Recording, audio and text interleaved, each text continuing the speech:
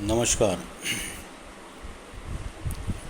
पहले हमने समाजशास्त्र की अलग अलग परिभाषाओं का अध्ययन किया था, जिसमें अलग अलग समाजशास्त्रियों ने समाजशास्त्र की अलग अलग तरह से परिभाषाएं दी थी।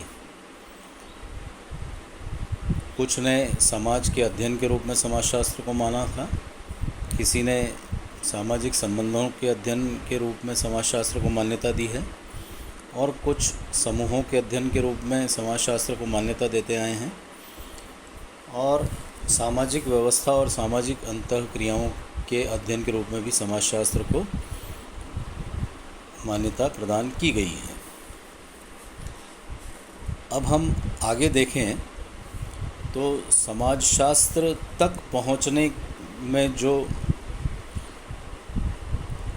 एक प्रक्रिया है वो कहाँ से शुरू होती है। कम से कम दो आदमी या दो व्यक्ति जब क्रिया प्रतिक्रिया करते हैं तो वहाँ से क्रिया की प्रतिक्रिया हमें मिलती है। एक ही आदमी या एक ही व्यक्ति क्रिया और प्रतिक्रिया नहीं कर सकता है। एक व्यक्ति अगर क्रिया करेगा तो दूसरा व्यक्ति उसकी प्रतिक्रिया स्वरूप कुछ करता है। तो ये क्रिया और प्रतिक्रिया जब शुरू होती है तो धीरे धीरे ये अंतःक्रिया का एक रूप लेती है, और जब जिसको हम इंटरैक्शन कहते हैं, पहले एक्शन फिर उसकी रिएक्शन एंड देन इंटरैक्शन। ये जो अंतःक्रिया है, क्रिया की प्रतिक्रिया और उसके बाद फिर अंतःक्रिया, जब धीरे धीरे बहुत सारे लोग अंतःक्रियाओं क्रिया प्रतिक्रिया और अंतःक्रिया में अपने आप को इन्वॉल्व करते हैं तो वो एक सामाजिक क्रिया का स्वरूप पैदा करती है, वो सामाजिक क्रिया को जन्म देती है। सामाजिक क्रिया से सामाजिक संबंधों का निर्माण होता है। संबंधों के बारे में मैकाइवर और पेज ने कहा भी है कि संबंधों के जाल को हम समाज कहते हैं। समाज का निर्माण सामाजिक संबंधों के आधार पर किया जाता है या होता है। धीरे धीरे सामाजिक संबंध बढ़ते बढ़ते सामाजिक संस्थाओं का निर्माण करते हैं, और बहुत सारी सामाजिक संस्थाएं मिलकर एक सामाजिक व्यवस्था का स्वरूप प्रदान करती हैं। एक पूरा सोशल सिस्टम बनता है। ये एक पूरी चेन है।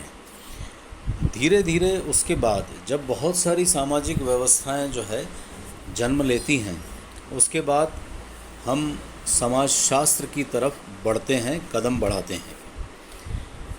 तो ये एक पूरी प्रक्रिया है जो क्रिया प्रतिक्रिया से शुरू होकर के समाजशास्त्र के अध्ययन तक आती है। ये पूरी प्रक्रिया जो है वो सरल से जटिल की ओर जाती है, सिंपल टू कॉम्प्लेक्स। क्रिया बहुत सिंपल थी, लेकिन धीरे धीरे जो है समाजशास्त्र जो है अपने आप में एक बहुत कॉम्प्लेक्स सिस्टम बन जाता है। आगे हम बढ़ते हैं तो उसमें देखते हैं कि समाजशास्त्र का विषय क्षेत्र क्या है, स्कोप क्या है, सोशियोलॉजी का क्या स्कोप है। तो इसके स्कोप को जानने के लिए हमें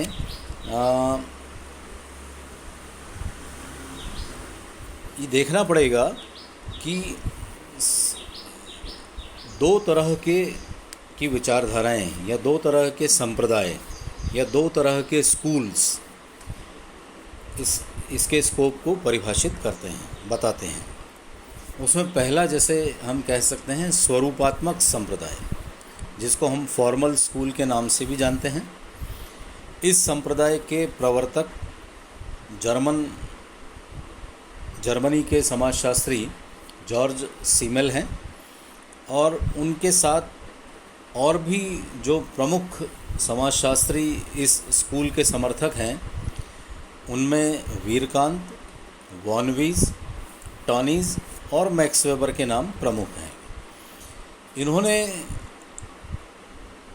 जो स्वरूपात्मक संप्रदाय का समर्थन किया है उसमें उन्होंने ये कहा है कि जैसे अन्य विज्ञान होते हैं, राजनीति शास्त्र होता है, भूगोल होता है, रसायन शास्त्र होता है, इतिहास होता है, अर्थशास्त्र है, भौतिक शास्त्र है, ये जैसे अलग अलग विज्ञान हैं, उसी तरह से समाजशास्त्र भी एक स्वतंत्र विज्ञान और विशेष विज्ञान है। जैसे वो सब स्वतंत्र और विशेष हैं, उसी तरह से समाजशास्त्र भी अपने आप में एक बहुत स्वतंत्र और विशेष विज्ञान इन्होंने माना है। जैसे दूसरे जो विज्ञान हैं उनकी अपनी एक प्रमुख समस्या या कोई विशेष सामग्री होती है और उसी के अंतर्गत उस विज्ञान का अध्ययन किया जाता है, उसी तरह समाजशास्त्र की भी अपनी एक अध्ययन पद्धति है, उसका अपना एक विषय है। इसलिए समाजशास्त्र को भी हम उसका जब निश्चित क्षेत्र होगा तब हम जो है उसको एक विशिष्ट विज्ञान की संज्ञा दे सकते हैं। इस संप्रदाय के मानने वालों का ये भी मानना है कि संपूर्ण समाज का एक सामान्य अध्ययन करने का प्रयत्न अगर हम करते हैं तो वैज्ञानिक आधार पर ये संभव नहीं होगा।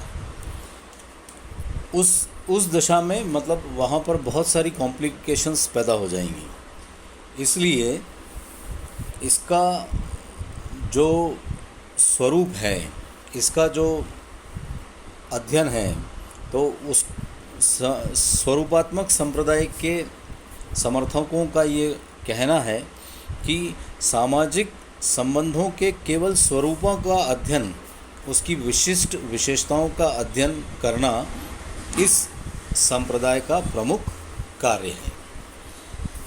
दूसरी तरफ अगर हम आकर के देखते हैं तो दूसरा स्कूल है या दूसरा जो संप्रदाय है उसको हम कहते हैं समन्वयात्मक संप्रदाय, जिसको हम सिंथेटिक स्कूल के रूप में भी मान्यता प्रदान करते हैं।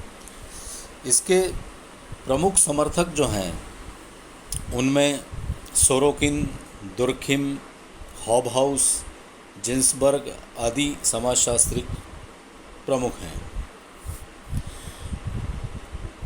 उनका ये मानना है कि समाजशास्त्र सामूहिक प्रतिनिधानों का विज्ञान है। ये इस विषय के अंतर्गत, समाजशास्त्र के अंतर्गत, हम समाज की सामान्य विशेषताओं का अध्ययन करते हैं।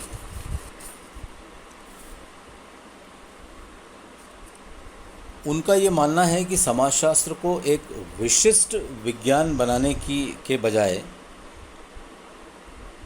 एक सामान्य विज्ञान ही मानना चाहिए, या वो उसको एक सामान्य विज्ञान बनाने के पक्ष में अपना मत प्रकट करते हैं।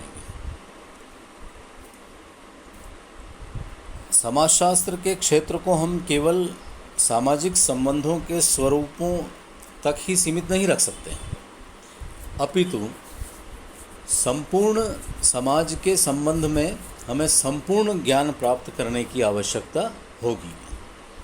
क्योंकि जैसे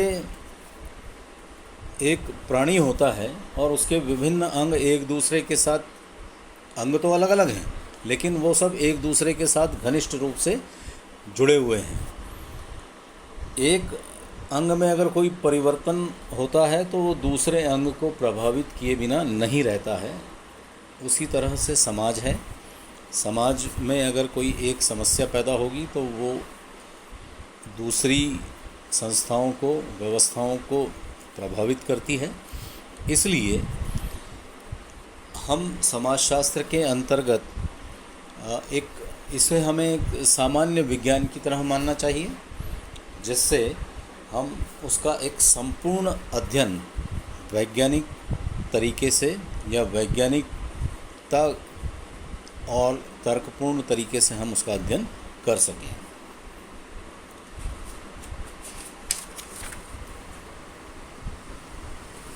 धन्यवाद।